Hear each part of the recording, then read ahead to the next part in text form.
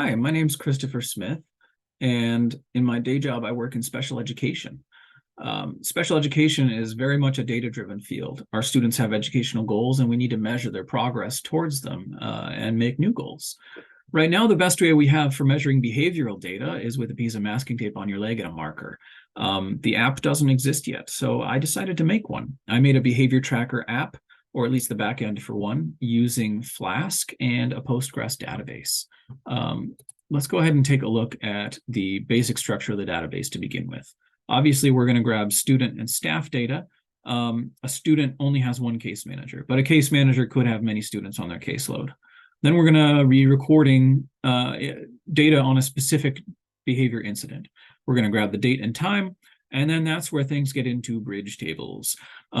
We want to know what happened before, during, and after the behavior incident, and we want to know where it happened, what subject was being taught, and roughly what the class was doing. All of these are many-to-many relationships. A behavior could have multiple antecedents. It could take place in multiple settings. Maybe it starts in the hallway and Johnny runs right outside. We want to gather all that data so that we can look for patterns. Now, all these 6 fields would be completely useless if they were just unique string entries. That's why they're populated with defaults. They can be addressed by their primary key in the bridge table that way, and also they can be grouped so that we can look for patterns. We will talk more about the defaults in a second. For now, let's look at the Docker Compose file.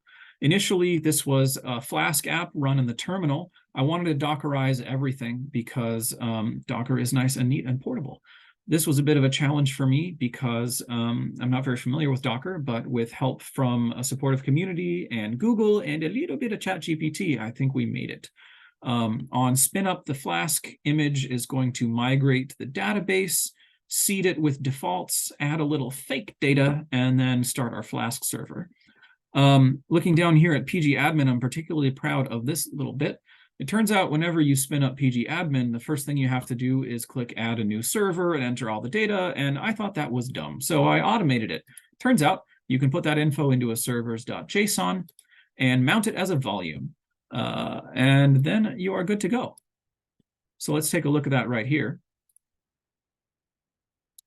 Bam, automated. Let's take this opportunity to look at some of those defaults I was talking about earlier.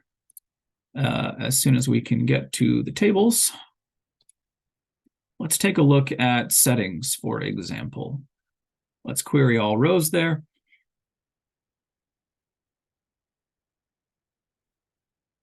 And here you can see roughly all the places where a student would tend to be in school during the day. And that's similar for all of those other default populated tables, but that means that we can address them by their primary key in the bridge tables. Okay, let's take a look at insomnia. Let's make some HTTP requests. First off, it's nice to know who our students are, so let's go ahead and grab an index. We've got 3 students right now, and look at that. We have a new student today. Let's make a post request, and it looks like I've made a mistake. I put the case manager as 2 when it really should have been 4. So let's make a patch request there. That's better. We'll take a look at the index, and as you can see, our new student has been added. Let's move along to staff here. Maybe. Okay, so here's our current staff list. We are going to hire some new staff. And whoa, did not pass the background check. Taking a look at index, we can see him in here. Time for you to go, Professor. One more time at the index, Professor X has been fired. Now let's look at our behaviors here. We're going to pull up one single behavior.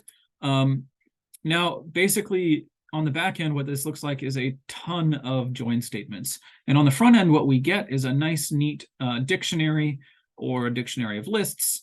For example, looking here, we can see an example of that many-to-many relationship. We've got multiple settings taking place here.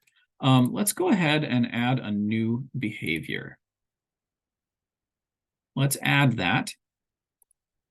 And it's listed in a bunch of numbers there, but when we grab the index here, we should see it at the bottom. We can see little Johnny Appleseed was out there planting trees. He ran away, he was being aggressive, and he refused directions. Let's look at this on the back end. My models initially, they have a serialize method, which is lovely for returning that data. But when it comes to those join requests, I had to do that manually. So we are looking at all of those bridge tables and the tables they are bridged to, grabbing all that data and slapping it into one huge dictionary, and then we return that. That about sums it up. I've gone a bit over time. I apologize for that, but I thank you for your consideration, and I hope you have a great day. Thanks so much.